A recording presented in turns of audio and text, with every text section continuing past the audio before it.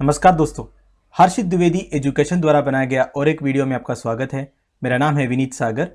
Mock questions for prelims 2021 27 दिसंबर 2020 का important questions क्या क्या है देख लेते हैं। आगे जाने से पहले दोस्तों लेक्चर पर लाइक का बटन जरूर दबाइएगा। चैनल को अब तक सब्सक्राइब नहीं किया है तो सब्सक्राइब कीजिएगा। हमें सपोर्ट करने के लिए आप चैनल के मेंबर बन सकते हो ज्वाइन बटन दबा के।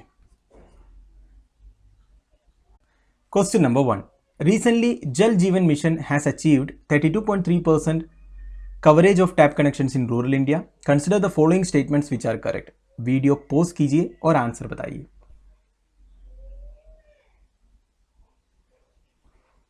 आई होप आपने आंसर किया होगा। Now the answer is option D 1, 2 and 3। तीनों स्टेटमेंट सही है। पहले एक्सप्लेनेशन देख लेते हैं, इसके बाद क्वेश्चन पर आएंगे।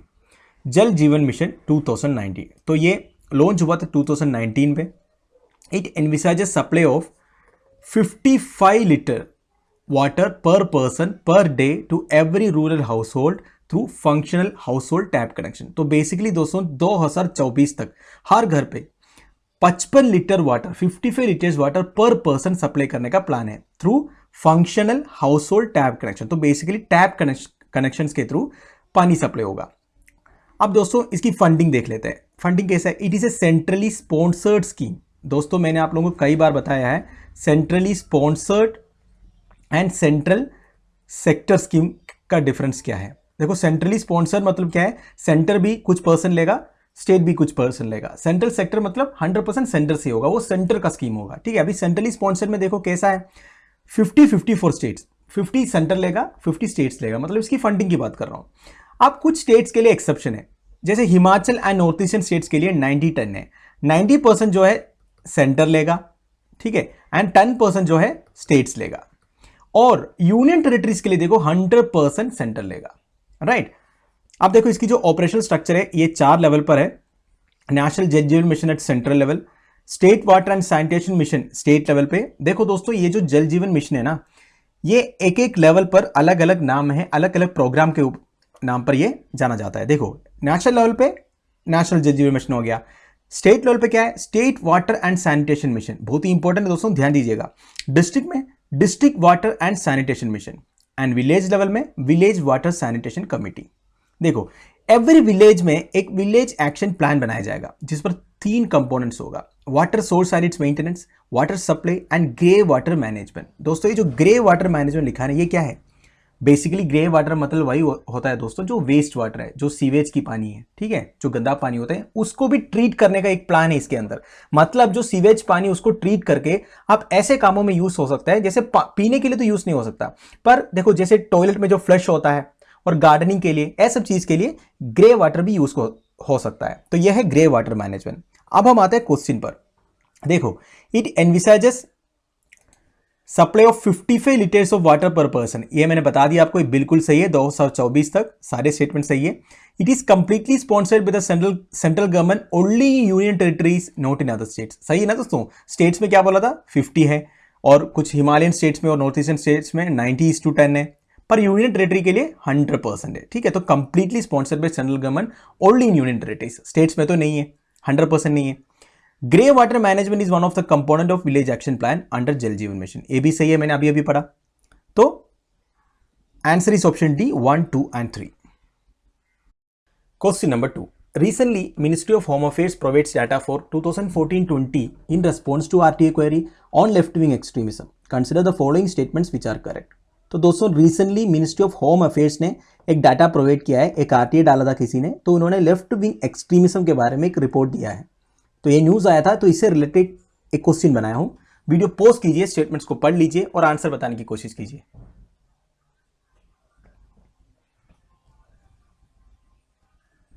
आई होप आपने आंसर किया होगा।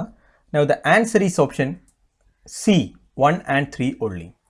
स्टेटमेंट 2 गलत है। तो दोस्तों पहले एक्सप्लेनेशन देख लेते हैं। देखो दोस्तों सेंट्रल गवर्नमेंट के under ministry of home affairs के अंडर बेसिकली एक डिवीजन है जिसका नाम है लेफ्ट विंग एक्सट्रीमिज्म डिवीजन। ठीक है, the division was created with effect from October 19, 2006 in the ministry to effectively address the left-wing extremist insurgency in a holistic manner।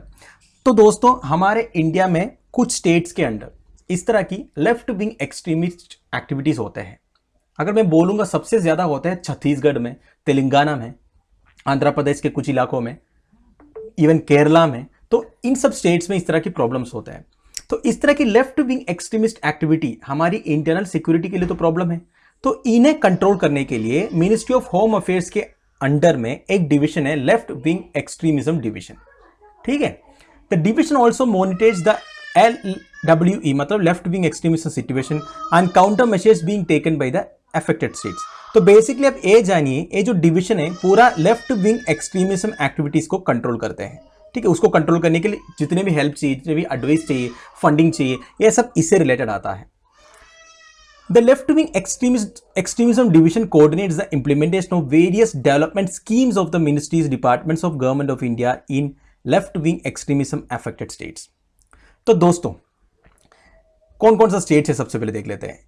Chhattisgarh, Jharkhand, Odisha, Bihar, West Bengal, Andhra Pradesh, Telangana, Maharashtra, Madhya Pradesh, Uttar Pradesh and Kerala are considered LWE affected although in varying degrees. तो इतने states जो है ministry of home affairs के हिसाब से इतने states में LWE affected है।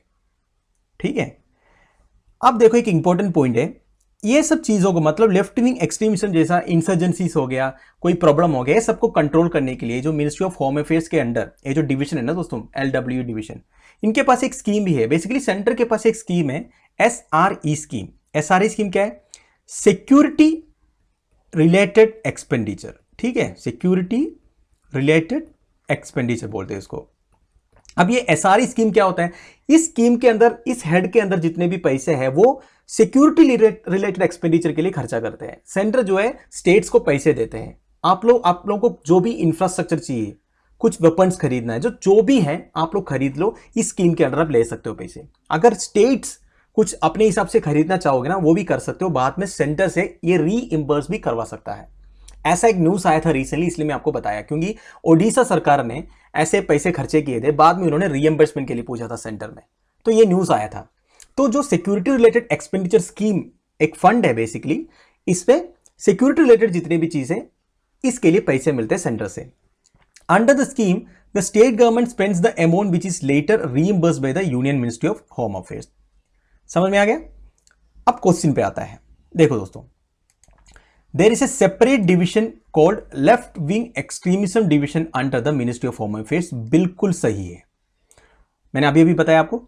All states in India are considered LWE affected although in varying degrees as per the ministry of home affairs. दोस्तों ये गलत है, मैंने बोला था सारे स्टेट्स तो नहीं है, जितने भी स्टेट्स में एक्चुअली LWE अफेक्टेड है अपना मिनिस्ट्री ऑफ होम अफेयर्स के हिसाब से, वो मैंने बता दिया आपको। ऑल स्टेट्स जो लिखा है ना, ये गलत है, तो ये जो स्टेटमेंट गलत हो गया।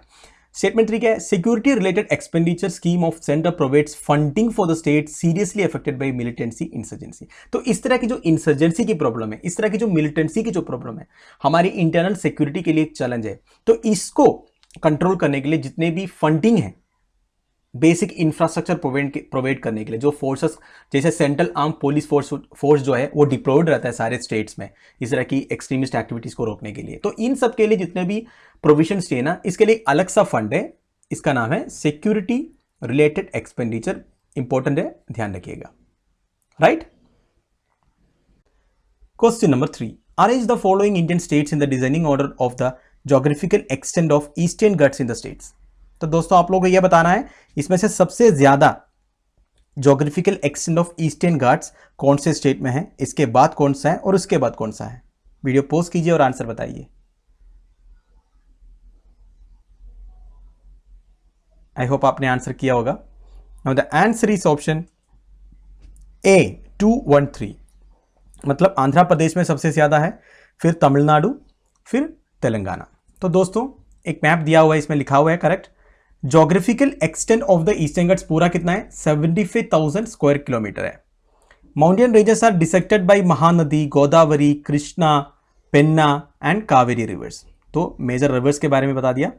आप देखो दोस्तों, figures given in the percentage point to state wise coverage. तो स्टेट वाइज कवरेज कौन कौन सा है? ओडिशा में 25% है, तेलंगाना में केवल 5% है, आंध्रा में सबसे ज्यादा है 40%, तमिलनाडु में 25% और कर्नाटका में भी 25%। तो सबसे ज्यादा आंध्र प्रदेश में दोस्तों। तो इसमें एक चीज आप ध्यान रखिएगा कि जो केरला में ईस्टर्न घाट्स बिल्कुल नहीं है, ठीक है, ओनली तमिलनाडु में है। तो हमें हमारा आंसर मिल गया option A 2, 1 and 3। Question number 4, consider the following statements regarding mandatory cash payment, new GST rule which are correct. दोस्तों गुड्स एंड सर्विस टैक्स का एक नया रूल आया हुआ है, मैंडेटरी कैश पेमेंट। उसके बारे में 2 बेसिक स्टेटमेंट्स लिखा हूं, ऑप्शंस के हिसाब से आंसर बताइए वीडियो पॉज करके। आई होप आपने आंसर किया होगा। Now the answer is option D, neither 1 nor 2। तो दोस्तों new GST rule mandatory cash payment, ये है क्या है? Businesses having over ₹50 lakh monthly turnover to pay minimum 10%। दोस्तों ये 10% नहीं है, एक्चुअली 1%। मतलब 50 लाख के ऊपर जिसका भी मंथली टर्नओवर है उनको 1% जीएसटी जो है ना, जो जीएसटी पे करते उसका 1% बाई कैश देना है, ठीक है। ये है new mandatory rule. The new rule will affect above 50% of the total businesses registered in the goods and service tax system। दोस्तों ये बिल्कुल गलत है। ये जो नया रूल है ना, ये एप्लीकेबल होगा ओनली 0.37% ऑफ बिजनेसेस को जो goods and service tax system में रजिस्टर्ड है, ठीक है। तो ऐसा नहीं कि पूरे बिजनेस को अफेक्ट करेगा, ओनली 0.37% बिजनेसेस को अफेक्ट करेगा। अब देखो, the mandatory requirement of 1% cash payment of GST liability with effect from January 1 would be applicable to 45,000 tax payers। ये नया गवर्नमेंट डाटा है, अभी आज के न्यूज़ में आया था। जो मैं जो बोला ना 0.37% मतलब 45,000 टैक्स पेयर्स को अफेक्ट करेगा, ठीक है। To curb tax evasion by the way of fake invoicing, central board of indirect tax and customs had regionally made it mandatory. देखो दोस्तों, जीएसटी जो रिटर्न्स भरते हैं उसमें बहुत सारा फ्रॉड्स होता है, फ्रॉडुलेंट क्लेम्स होता है। तो ये सबको कंट्रोल करने के लिए एक्चुअली सबसे ज्यादा फ्रॉडुलेंट क्लेम्स हो रहा होता है इनपुट टैक्स क्रेडिट सिस्टम है, ठीक है। ये जो आईटीसी बोलता है ना, इसके बारे में आपको ज्यादा जानकारी चाहिए, आप नाम के साथ सर्च मारिए, आपको मिल जाएगा आईटीसी कैसे चार्ज होता है।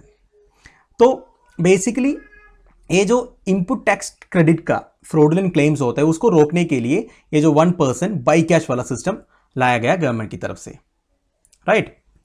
अब देखो, नहीं तो 1 और 2 दोनों गलत है एक्चुअली। इधर होना चाहिए था 0.37% और business having over 50 lakh to pay minimum 1% होना चाहिए था। तो दोनों स्टेटमेंट्स हमारा गलत है।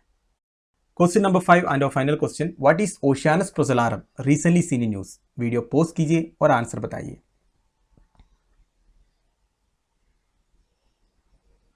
आई होप आपने आंसर किया होगा। Now the answer is option A, a large dark basaltic plains on the western edge on the near side of the moon। तो दोस्तों ओशियानस प्रोसेलारम ये है क्या? एक्चुअली हमारा मून का एक पार्ट का नाम है ओशियानस प्रोसेलारम। इसको ओशियन ऑफ द स्टॉर्म्स भी बोलते हैं।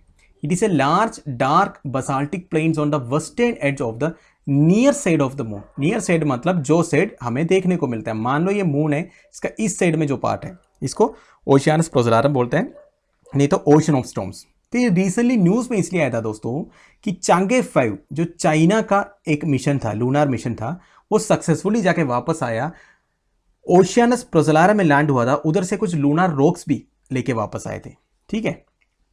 तो दिसंबर 1 को हुआ था ये जो चाइना मिशन है। ये बड़ा सक्सेसफुल मिशन था, चाइना एरोस्पेस हिस्ट्री के लिए एक बहुत ही महत्वपूर्ण मिशन था ये। ओशियानस प्रोसेलारम के बारे में बता दिया मैंने। लार्ज डार्क बसाल्टिक प्लेन्स है western edge of the near side of the moon. Oceanus Procellarum is the largest of the maria stretching more than 2500 kilometre. तो बेसिकली ओशियानस प्रोसेलारम के बारे में थोड़ा डिटेल्स है, इतना डीप जाने की जरूरत नहीं है, पर इस तरह की टर्म्स जो है क्या होता है, एटलीस्ट क्या है, कम से कम ऑप्शंस देखने से आपको ये पता होना चाहिए कि ये क्या है। तो चांगे 5 जो वापस आया था लूनार मिशन के बाद, इसलिए ये न्यूज में आया था। तो ये न्यूज में ओशियानस प्रोसेलारम करके एक वर्ड बार बार आ रहा था, इसलिए मैंने ये क्वेश्चन डाला था। तो दोस्तों हमारे daily 5 mock questions for prelims इधर खत्म हो रहा है। उम्मीद करता हूं आप लोगों को कुछ सीखने को मिला होगा। आप लोगों की वैल्यूबल कमेंट सजेशंस वगैरह आप मुझे कमेंट बॉक्स के थ्रू बता सकते हो। लेक्चर की पीडीएफ एज यूजुअल आपको टेलीग्राम चैनल में मिल जाएगा। अगर आपको मेरे वीडियो पसंद आए तो जरूर लाइक एंड शेयर कीजिएगा। Thank you for watching. Bye bye, have a nice day.